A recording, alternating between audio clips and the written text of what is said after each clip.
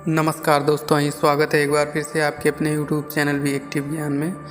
आइए आज कथा में जानेंगे गजराज द्वारा हरि भगवान की स्तुति। श्री सुखदेव जी कहते हैं, जब गजेंद्र के मन में ऐसा आया तब उसने अपने मन को हृदय में स्थिर कर पूर्व जन्म के सीखे हुए जप को जपना आरंभ किया। उसने मन में ही कहा, हे सबके ईश्वर, आप प्रकृति तथा पुरुष रूप हैं। आप ही के आश्रय से देह इत्यादिकों में चेतना आती है और करुणा रूप ही आप ही सब में प्रविष्ट हैं। सो आप ऐसे नारायण भगवान के लिए मेरा नमस्कार है।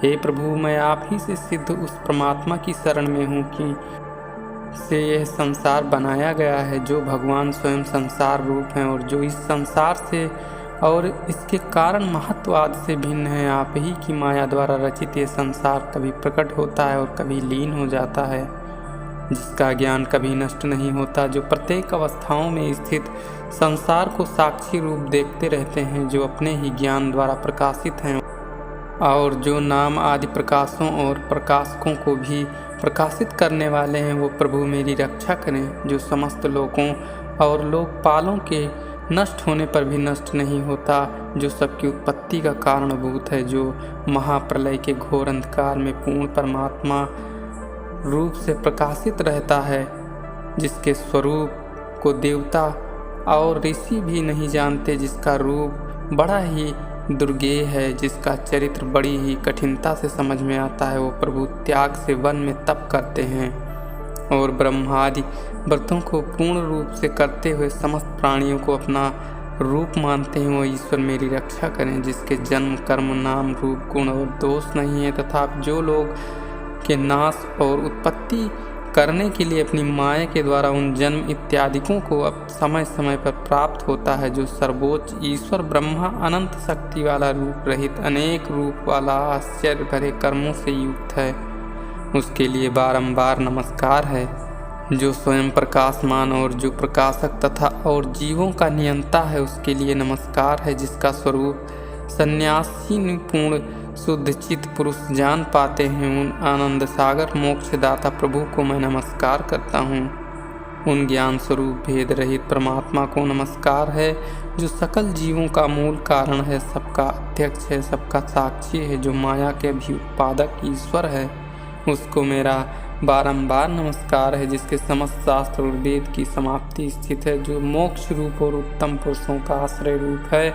उन ईश्वर के लिए नमस्कार है, जो गुण रूप काष्ठ के लिए हुए ज्ञान रूप और अग्नि स्वरूप हैं। मैं उनको नमस्कार करता हूँ, जो भक्तों का दुख दूर करने में आलस्य नहीं करते, जो अज्ञानियों का ज्ञान छुड़ाने में सामर्थ हैं, जो अंतर्यामी और सबके घट में विराजमान हैं। वह ईश्वर मेरी रक्षा करें, जो गुणों से अलग होने के कारण सबके अंतःकरण में विद्यमान रहते हुए भी मोक्षाक्षंत्र प्राणियों को नहीं मिलते।